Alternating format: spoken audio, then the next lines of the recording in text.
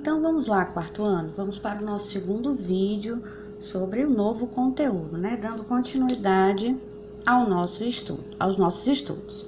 Então peguem o livro na página 78, onde nós temos o encontro de culturas. Deixa eu só ver se a tia consegue focar um pouquinho melhor aqui.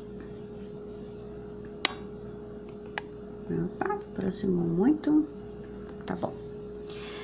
Vamos lá. Acompanhe a leitura com a explicação. Se ficar um pouquinho desfocado, vocês acompanhem a leitura pelo livro de vocês, tá bom? Vimos que o território brasileiro foi ocupado por diversos povos que para cá migraram em diferentes épocas. Os primeiros seres humanos chegaram à América há milhares de anos. Depois, em 1500, vieram os portugueses que trouxeram à força os negros africanos, né? Nós estudamos, né, sobre a questão dos primeiros povos, né, que chegaram, né, e a ocupação, né, como eles chegaram à América e depois como chegaram ao Brasil, né, e depois foram trazidos os negros escravizados para trabalhar aqui nas terras brasileiras. Os imigrantes europeus e asiáticos chegaram nos séculos 19 e 20. Esses grupos formaram o povo brasileiro. Então, nós somos uma mistura, né, de vários povos, né, porque nós vimos que os primeiros povos saíram do continente africano, né, e foram ocupando o território americano até chegarem à América do Sul também. E aí nós tivemos, antes dos portugueses chegarem aqui, nós encontrávamos os índios, né? Depois vieram os portugueses, né? E mais alguns imigrantes também da Europa, né? Os italianos, os alemães, os espanhóis, depois chegaram os japoneses. Então, na verdade, nós somos uma mistura de vários povos. Cada grupo tem sua maneira de falar, de pensar, de se vestir, de comer, de fazer música, de construir sua casa, enfim, de viver. A isso damos o nome de cultura. Foram as diferentes culturas dos grupos que formaram o nosso povo que deram origem à cultura brasileira. Então, a nossa cultura também é uma mistura de várias culturas, da cultura de vários povos. Veja o que diz a artesã Maria Lira sobre a sua origem familiar. Ela é de Araçuaí, município do Vale do Rio do Jequitinhonha, em Minas Gerais. Vejam, nós temos aí uma imagem, né, ao lado. Olha, as bonecas de barro são uma manifestação cultural muito conhecida no Vale do Jequitinhonha. Foto da cidade de Ponto dos Volantes, no estado de Minas Gerais. Essa foto foi tirada em 2011. Vejam, então vamos ver o que fala Maria Lira Marques. Ela é uma artesã. Pelo que minha mãe conta, a gente tem descendência das 3 raças, do negro, o índio e o branco. Porque aqui tinham os índios, os botocudos, né? E minha mãe, a gente vê na família pessoas da pele bem negra e dos cabelos muito lisos, assim, iguais aos seus, de olhos puxadinhos. Tem várias pessoas na família assim, como tem gente branca, de olho igual uma pedra de anil na família. Então, a gente é a mistura dos 3. Às vezes, a gente puxa mais, ora mais para negro, outros puxam às vezes mais para índio. Então, vejam, tem uma mistura, né? São pessoas às vezes de pele mais escura, de cabelos lisos. Ora tem pessoas na família de pele clara e de olhos bem azuis, né? Então na família dela, pelo que a mãe conta, até onde ela sabe, é uma mistura de todos esses povos, né? De toda essa, como a gente já estudou, miscigenação. Vamos lá, continuando. Como você já viu, a população brasileira tem sua origem nos diversos povos indígenas, nos portugueses e nos africanos de diferentes partes da África. A essa mistura de etnias juntaram-se mais tarde imigrantes de outras partes da Europa, da Ásia e também da América, como haitianos, peruanos, bolivianos, dando origem ao atual povo brasileiro e à cultura brasileira. Então vejam, mais tarde, povos também da América, tanto da América do Norte como de outros países da América do Sul, se juntaram ao nosso povo brasileiro, a essa mistura que já existia, formando mais uma mistura, acrescentando mais um temperinho aí, né, ao nosso povo, né? Então vieram imigrantes do Peru, da Bolívia, do Haiti, certo? A miscigenação no Brasil foi intensa. Mais da metade da população brasileira se considera mestiça. Observe as fotos abaixo. Vejam que mistura linda, né? Nós temos aí crianças de várias etnias, mas que na verdade é uma mistura, né? Nós temos aí negros, caboclos, né? Os mulatos, umas crianças mais branquinhas, né? Com a pele mais clarinha, o outro parecendo um índiozinho, um caboclinho. Vejam, então, é uma mistura, né? Vamos dizer assim, uma mistura bem temperadinha, né?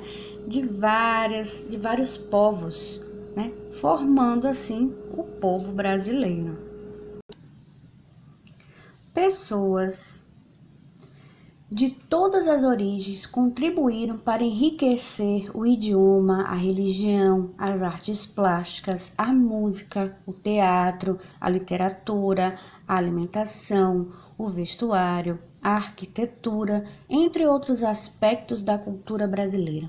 Então vejam, todos esses aspectos, né, a questão do idioma, né, que é o nosso português e algumas línguas faladas em algumas tribos indígenas, né? Religião, as artes, música, literatura, alimentação.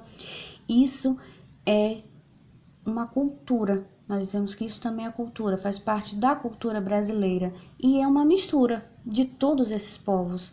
Cada um desses contribuiu de alguma maneira, né, para a formação da cultura brasileira. Mantivemos diversos hábitos de indígenas do território brasileiro, como o de dormir em redes em algumas regiões do Brasil e os de cultivar e comer mandioca e milho. Preservamos também técnicas de construção, como o uso do sapê, e técnicas de pesca, como a utilização do pari, além de jogos, brincadeiras e lendas. Vamos ver o que é sapê. Planta usada para construir telhados. Algumas pessoas também conhecem como o sapê ou o supapo, né? Aquelas casas que são feitas também de barro, né? Pari, veneno de uma planta usada para facilitar a pesca por alguns povos indígenas. Então, eles usam esse veneno, né? Que está contido em uma planta para poder pescar. As línguas indígenas, assim como algumas africanas, formaram o português falado no Brasil, enriquecendo o nosso vocabulário com nomes de pessoas, Iara, Moacir, Cauã, Jandira, de lugares, Curitiba, Maceió, Goiás, de frutas e plantas, jabuticaba, guaraná, babaçu, amendoim, de animais, jacaré, arara, pirarucu, de utensílios, tipóia, e de alimentos, pipoca, beiju, de tapioca. Então vejam, a tia já explicou, né, que a nossa língua portuguesa, ela veio de Portugal, porque foram os povos que aqui vieram para colonizar esta terra.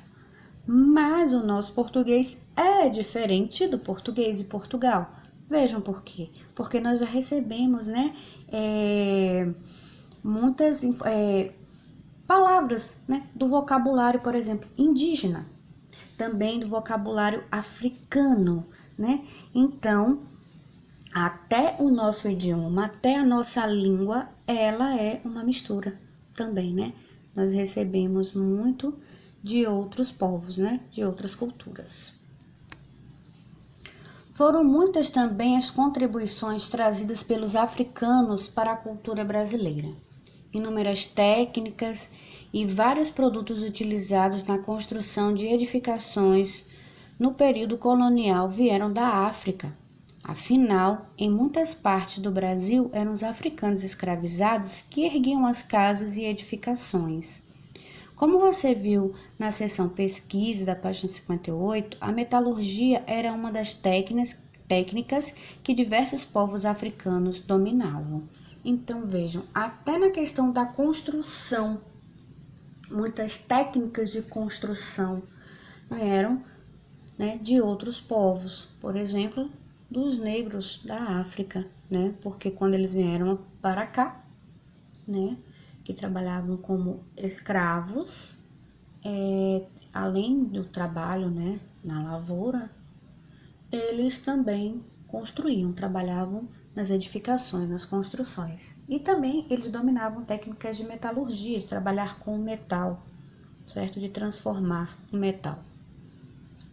A herança africana está muito presente nas artes e nas festas populares brasileiras. Danças e gêneros musicais como samba, batuque e capoeira desenvolveram-se entre os afro-brasileiros, que é uma mistura, né, dos africanos com os brasileiros. Instrumentos musicais como o berimbau, o atabaque e o agogô são adaptações brasileiras de instrumentos africanos. Muitas lendas, histórias orais e festas populares têm origem na África. Vieram também com os africanos os rituais religiosos do candomblé, ingredientes como dendê, alimentos como quiabo, feijão fradinho e cará, receitas como quindim, cocada e vatapá, além de inúmeras palavras incorporadas ao nosso vocabulário, como caçula, babá, carimbo, cacimba, ginga, miçanga, calango, cochilo, moleque, tanga, cafuné, caçamba, quitute, quitanda e etc. Vejam quantas palavras, né, nós utilizamos no dia a dia, né, que existe no nosso vocabulário, que existe na nossa língua e que é de origem africana, né, que às vezes a gente até fala, mas não sabe, né, que é de origem africana, outras de origem indígena, né? Então vejam, então os negros contribuíram muito para a formação da cultura, da língua, né, da religião dos brasileiros, né, do povo brasileiro. Então, aqui nós temos nessa imagem uma roda de jongo na cidade de Valença, no estado do Rio de Janeiro. O jongo é uma manifestação cultural com música e dança, considerada uma das origens do samba. Tá vendo? Então, até hoje eles mantêm essa questão cultural, tá vendo? Aqui, ó, nessa imagem aqui. Maracatu, rural na cidade de Aliança, no estado de Pernambuco. Surgido entre os negros escravizados no século XVIII, hoje o maracatu é uma celebração que faz parte da cultura brasileira e é muito famoso, né? Maracatu, ele é bem famoso. Esse ritmo, essa dança, né? Essa manifestação cultural lá do estado de Pernambuco. Vamos ver agora quais outros povos também contribuíram, né, para a nossa formação cultural. Outros povos, novas heranças. Os imigrantes europeus e asiáticos também contribuíram para enriquecer nossa cultura. Quer ver alguns exemplos? Os italianos influenciaram os hábitos alimentares dos brasileiros, especialmente com a pizza e com o macarrão. Introduziram aqui algumas técnicas agrícolas e contribuíram para a industrialização, principalmente em São Paulo e no sul do país. Graças a eles, começamos a usar a palavra tchau. Vejam, tá vendo? A palavra tchau né, começou a ser usada a partir dos italianos, né? Tem a ver com o idioma italiano. Que na verdade eles não falam tchau, é ciao, né? É o adeus. Os imigrantes japoneses trouxeram para cá novas técnicas agrícolas, entre elas o cultivo hidropônico. Já ouviram falar de cultivo hidropônico? Eu acho que alguém já comeu, pelo menos, alguma folhinha de alface hidropônica. Vamos ver o que é hidropônica. Cultivo hidropônico. Técnica em que vegetais são cultivados na água. É uma aguinha corrente, vai passando ali, a raizinha fica imersa na água. A raiz não fica na terra, tá vendo? E é uma técnica agrícola japonesa. Então, continuando aqui, ó, depois de cultivo hidropônico. Foram responsáveis pela introdução e pelo desenvolvimento de frutas como a maçã Fuji, o caqui e a mexerica poncã, aquela tangerina poncã, aquela que tem a casca bem fofinha, né? E ela é bem suculenta, docinha. Isso sem mencionar as histórias em quadrinhos. Quem nunca ouviu falar em mangá, né? A literatura e os desenhos animados, os animes, de inspiração japonesa, admirados por muitos brasileiros. E tem muitos jogos também, né? Que são japoneses, né? Então, nós temos aí os Power Rangers, né? Vários desenhos, né? Que são da cultura japonesa. Nas cidades grandes e médias do sul e do sudeste do Brasil, a presença de imigrantes de países vizinhos tem aumentado nos últimos anos. Em cidades como São Paulo, Florianópolis e Porto Alegre, há cada vez mais bolivianos, peruanos e paraguaios vivendo e trabalhando em setores como confecção, comércio e serviços. Então vejam, esses são povos, né? Os bolivianos, peruanos e paraguaios, que eles são sul-americanos, né? Eles são de países também da América do Sul. E eles trabalham, eles estão se concentrando, né? Principalmente na região sul e sudeste, e eles trabalham com comércio, com prestação de serviços, e o forte deles é a confecção, né? Na produção de roupas, vestuário. Temos recebido também os haitianos que vêm da América Central e os congoleses e os angolanos vindos da África. Então vejam, ainda vem povos, né, da África, mas hoje numa condição diferente, né? Porém, nas cidades de fronteira, o contato entre povos e culturas diferentes é bem mais antigo. Nesses lugares é comum que tradições e idiomas se misturem, porque eles fazem fronteira, né? Já estão ali coladinhos um do lado do outro. Então é inevitável, né, que não ocorra essa troca, né? Essa mistura de cultura e de costumes. Vamos ler um pouquinho aqui sobre o Saiba Mais. Leia a seguir um texto sobre Corumbá, cidade de Mato Grosso do Sul, na fronteira com a Bolívia. Vejam, será que tem influência dos bolivianos lá em Corumbá? Contato na fronteira Brasil-Bolívia. Os festejos para a Virgem de Copacabana, Santa Boliviana, contam com uma missa celebrada em espanhol em terras brasileiras. É um momento especial em que se apresentam situações como a da procissão dançante pelas principais ruas da cidade de Corumbá, no Mato Grosso do Sul. As comemorações da independência da Bolívia em território brasileiro tornaram-se tradição. Então vejam, muito da cultura boliviana já é comemorado, né? Muitas comemorações já são feitas dentro do território brasileiro.